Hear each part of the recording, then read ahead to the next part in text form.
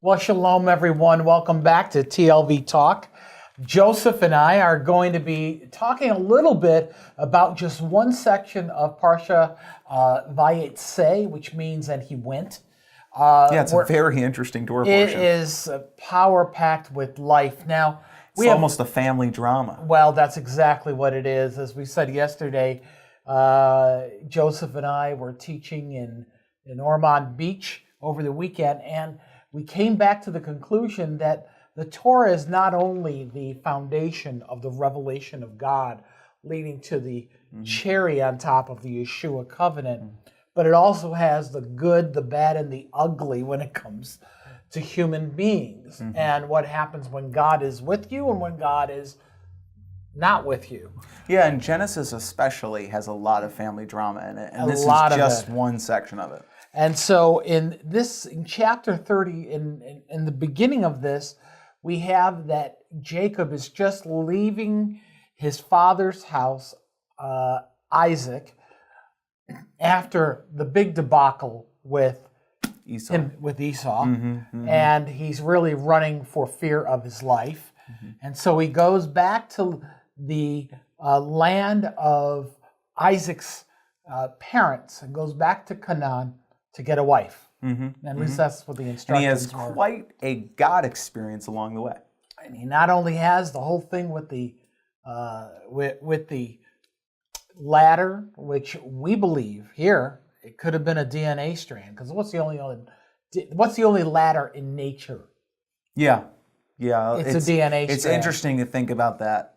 A little bit of a cool snippet. And he falls in love with Rachel and winds up with Leah, works 14 years or so. Yeah, it's a very famous story. A very famous story. But we get to the place where Jacob gathers all of his wives, his children, his livestock, and gets out of Dodge, out of Laban's, you could say his borders, because there was conflict going on. Yeah, he feels a little cheated. He feels a lot cheated. You know, the whole having Rachel swapped out for Leah, and now he's married to Leah instead of Rachel, which, no offense, I think it's kind of tough to have a wife that you didn't know she was her.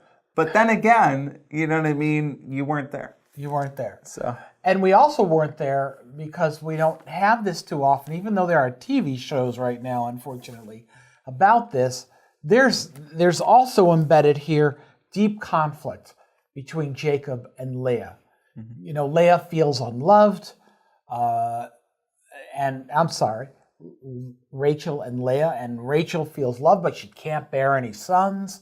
So there's a lot of consternation in which all three of them, and of course that floods down to children. Yeah, and as a husband, I think to myself, I have one wife. I'm not sure I could ever do... That's enough? I'm thinking that's enough. So, obviously there's quite a lot of stress and strain between the two wives, and you throw childbearing in the middle of it, and it's just a big fiasco. I can't believe it. But anyway, Jacob is now running for his life and the life of his family. At least this is his perspective.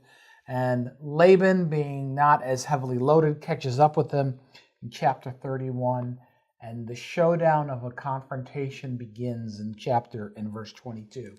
So we're going to walk through it a little bit. Yeah, not a lot of people usually take the time to find out about how this rolls out between Laban and Jacob. We spend a lot of time learning about Leah and Rachel and their relationship, and Laban tricking Jacob into marrying Leah first, but we rarely find out what happens at the end.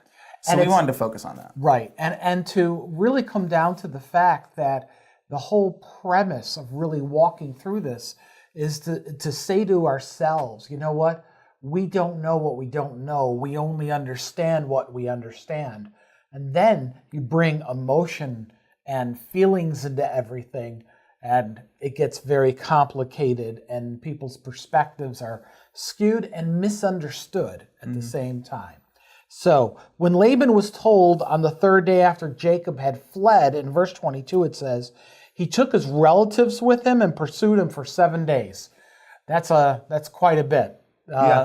I don't know if it was horses, I doubt it, maybe camels, pursued him 7 days' journey, and he overtook him in the hill country of Gilead. But God came to Laban, the Aramean, in a dream at night and said to him, watch yourself, lest you say anything to Jacob, good or bad. Now, this brings a great biblical principle that even if God is with you and God has spoken to you and you're still doing things that are not right, even sinful, as you'll see later on here, God is still trying to get your attention and protect you.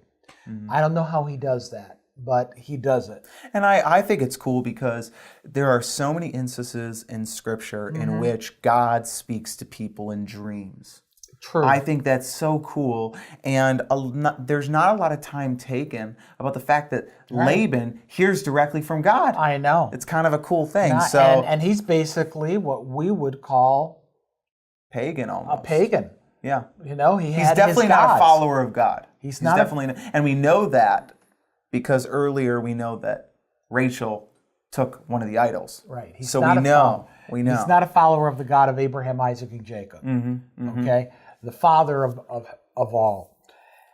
So Laban caught up with Jacob. Jacob had pitched his tent in the hill country, so Laban and his brothers pitched their tents in the hill country of Gilead as well. Then Laban, verse 26, said to Jacob, what have you done? You've stolen my heart and have driven my daughters away like captives of the sword. So the imagery is very vivid here of how heartbroken Laban is in this entire matter.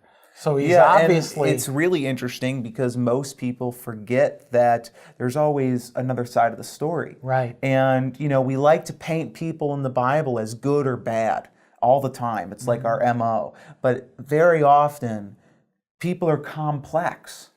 And, the fact is and you're that... saying this to me? Yeah, exactly. And Laban is dealing with that situation right now. Exactly. He was extremely angry, but now he's hurt. Right. And he has every right to be, if you think about it. Well, he says right here, why did you secretly flee away and steal from me?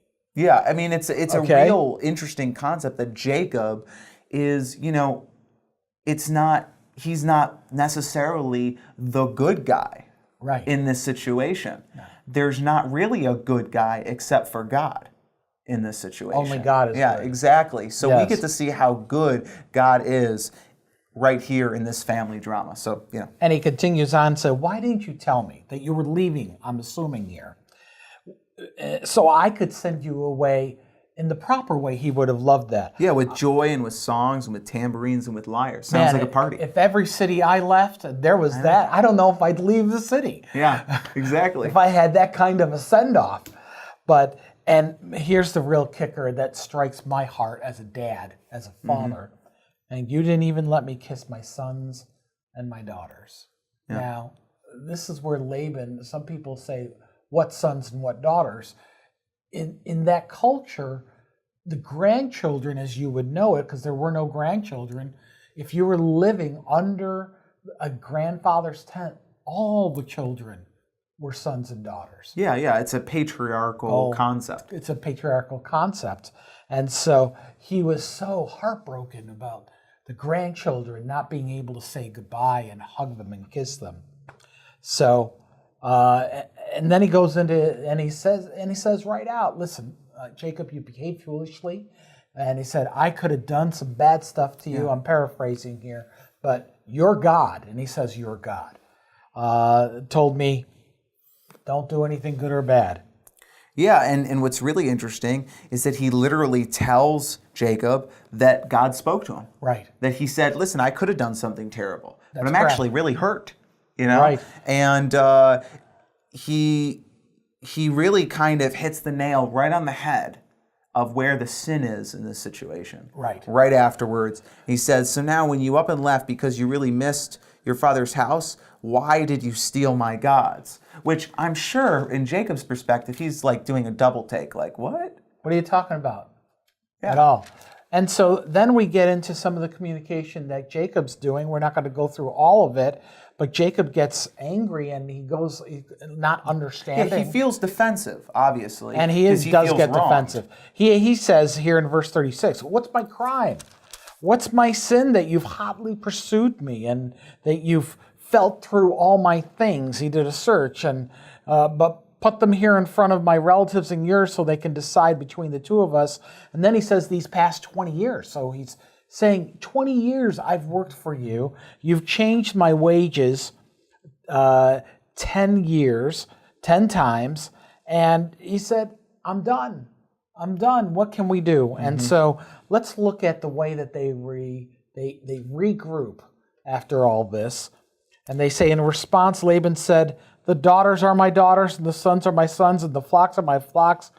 Everything you see is mine, but what can I do for these, my daughters today, or for their sons to whom they've given birth? So now let's make a covenant, you and I, and let it be a witness between you and me. He says, even though we've got so much water under the bridge, let's call peace in the midst of that. It's not a matter of who right and who is wrong, and that never gets settled.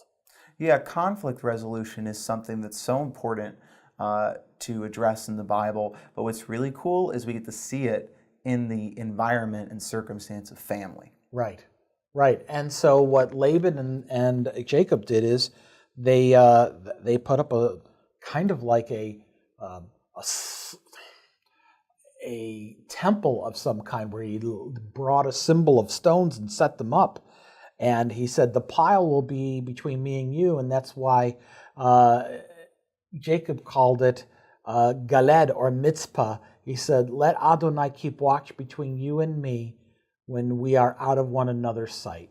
In other words, I'll be accountable to you even though you won't be able to see me. Yeah. He says God is the witness between you and me. Yes. And it's just interesting because it shows, that whole idea of that statement that people say of we can agree to disagree. Yes. It almost feels like this is a situation where they agreed to disagree. But they went to a God solution to say, we'll let God be the witness.